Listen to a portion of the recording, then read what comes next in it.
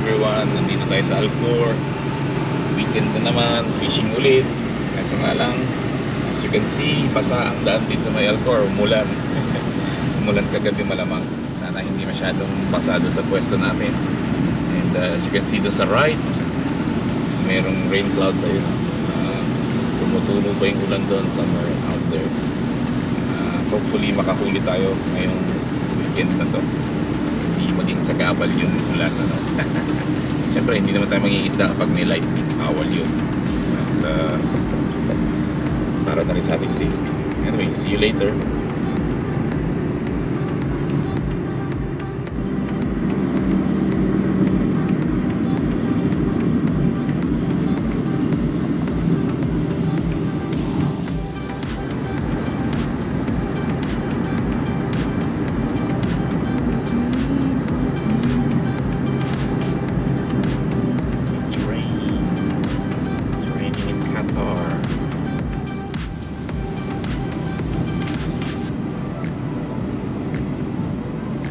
Fortunately, hindi lang dyan yung may ulan, ano? So, sa may bandang right side, nagbabadya rin yung ulan. Kaya medyo mag-ready tayo ng konti ng sakaling biglang bumuhos yung ulan sa pwesto natin. Parang papunta yung rain dun sa pwesto natin, ano? Sana hindi naman. Huwag naman mapurnada ang fishing ngayon. Umulan dito sa may Alcor, ano? Dito sa may bandang Arforquillo Beach.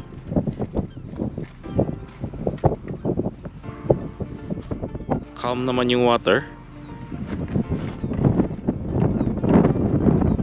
May konting hangin pa din. Pero the good thing is nasa likod naman. So wala tayong worry. Tayo mahihirapan mag-cast. Fish on na. Morning, hagis-hagis tayo ngayon. Low tide nga lang, pero try natin kasi may mga nakita tayong isda kanina dito sa may shore. Ang habol ng mga maliliit. So hagis mo na.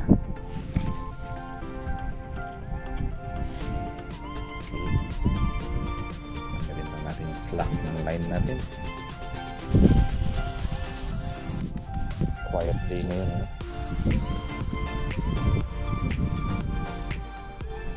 Medyo Dorio. Medyo nag-cast ng line niya. Ito lang ang disadvantage ng clear water. Konting splash lang sa tubig. Bubulat yung mga isda. Pero hindi naman ganun kabigat yung mga sinkers natin. Kaya natin gumawa ng malaking splash. Cast ulit.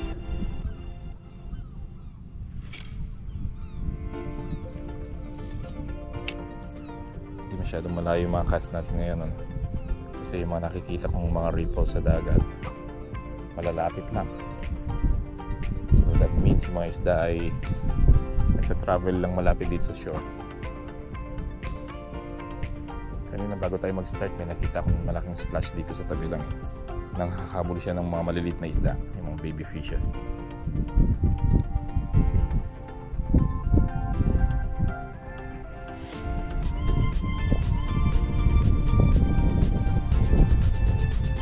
Opo, ay, dalawa. Akala ko sumabit lang. Ay, good job, good job. Good job. Good job, good job.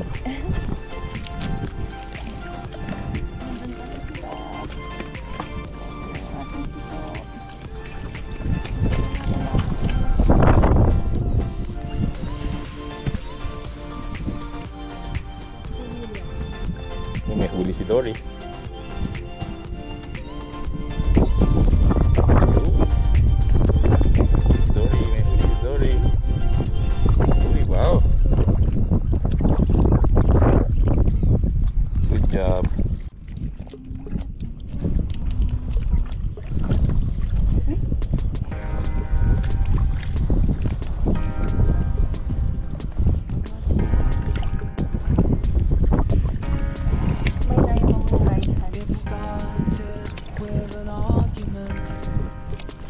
Good size. Very good size. Ano? Ayun, no? Shoot. Nakatatlo na si Dory, ha? Tayo wala pa. I think may huli ako. Happy ako. Sana malaki. Sana malaki. Pero maliit lang to, feeling. Maliit nga lang. Isang maliit na emperor, isang cherry. Pakakawalan natin to. Ito yung maliit na emperor. Pakakawalan natin. Uy, kotman.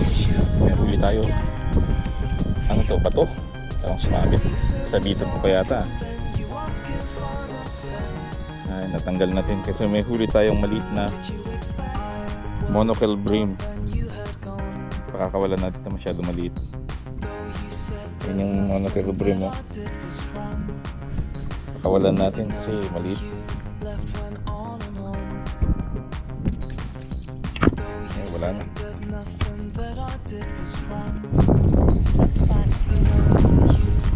Okay, maliit na kapok. Baby. Release the fish. Wala na siya.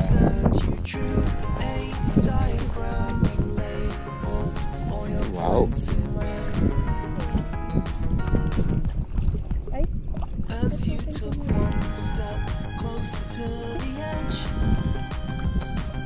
Eat na emperor.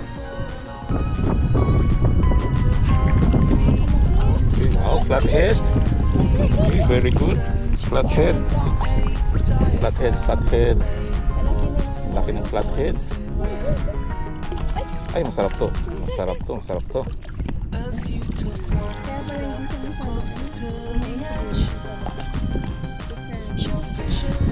Galing natin.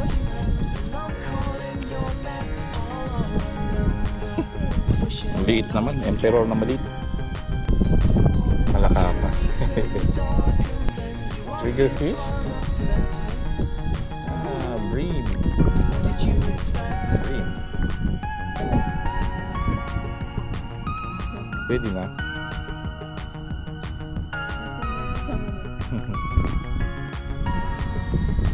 Bream. Pwede na to. Nasugatan siya sa loob eh. So hindi na ito mag-survive. Pwede natin.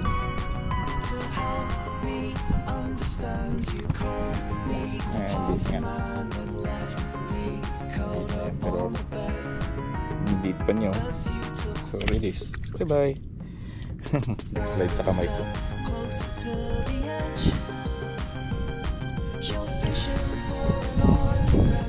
Magandang huli yata itong si Dory ah. O na-streak siya. Ang dami niya nahuhuli. Maganda to. Mabigat to. Ano kaya to? Huwag lang triggerfish. Huwag lang triggerfish. Ay, ang lakas ah. Uy, ang laki. Uy, dalawa. Dalawa. Uy. Umikot na sa'yo. Ayun, nasa baba mo. Kailan? Kasi pataas. Ayun. Ay, ano to? Wow. Eh, spotted trevally to. Uy, wow. Good job. Tama ba? Correct niyo ako kung mali ako ano, pero alam ko spotted trevally to. Oo. Teka, hawakan mo. Nakahuli siya ng spotted trevally tsaka isang monocle bream, no? Kunti ng bagya lang siya nakahita. Teka. Very lucky itong si Dory ngayon. Napakalaki nitong asawa ko. On a roll siya. Yay! Ganda oh. Spotted trevally. Yun. Huwag ka makawala. Bagya lang siya na kuko. Yun oh, konting-konti lang oh. Hinawakan ko na siya sa gills niya kasi makakaalis to. Hindi malaki siya na. Oo. Good size. Ay, huwag ka makakawala. Dadahilayin mo na yun kasi baka makawala na naman. Good job. Saka itong monocle bream kunin na rin natin. Okay na itong size nito. Tsaka nabulag na oh. Kunin na kita. Good job kay Dory. Good job. Nakadalawa siya. On a roll si Dory ngayon ha. Siya yung halos nakahuli eh. Good job. Lakas ng pala no? Lakas ng trevally na yan ha. Pinuputan ako. Good job. Ang happy niya, oh. Naka-unlock na siya ng Trevally. Sabi mo, yes. Nahuli si Dory. Isang maliit na monocule bream. Release. Hawakan mo siya sa chan. Ang fish kasi kapag hinawakan mo, ilalabas niya yung mga spikes niya, yung fins niya, ganun. Defensive mechanism. Yung release na. Bye bye, green. Ay, trigger fish yung kay Dory. Trigger ni Dory. Yeah, baby. Trigger fish. Uy, Sige. baka maabot ako. Yan. Buhay pa yan. Uy, lumok pa siya din sa ano ko. Hindi na. Bye bye. Yun, wala na. Huli si Dory. Huli si Dory. Sakto naglalagay ako ng ano. Ay, baka malaya tayong mabigat. Ay, maliit lang. Bigat pa naman niya. Wala kapas. Saka wala. Ay, galing. Trigger fish.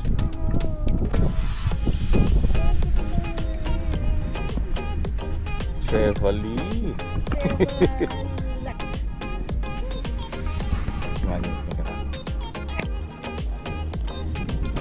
Pakakawalan ko sana to kasi gusto daw ni Dory.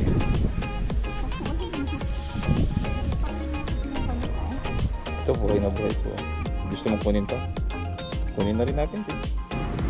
Hey guys, so inabot na tayo ng tanghali, ano? Alauna na ng hapon, hindi na rin masyadong maraming isda. Kasi saksakan na ng init. Naubos na ang ating pamain, at the same time, naubos din ang ating rig. Naku, puro sabit ngayon. Siguro nakagawa ko ng 11 rigs, naubos lahat. Anyway, ilan tayong fish? 9 fishes kami. For the first time naka-unlock ng spotted Trevally si Dory, at nakahuli din siya ng isang good size na flathead. Ako, puro kulelat, puro maliliit na isda. Walang masyadong malaki ngayon. Although may nagparamdam kanina, talagang hindi ko lang nahuli. Sayang. Anyway, sa susunod na lang, talagang ganyan. Yan ang fun sa fishing eh. Hindi mo alam kung mayroon o wala. Kumbaga surprise ba? Parang Kinder chocolate lang yun eh. Subukan natin sa susunod, either tomorrow or next week. Kung basta maganda yung panahon.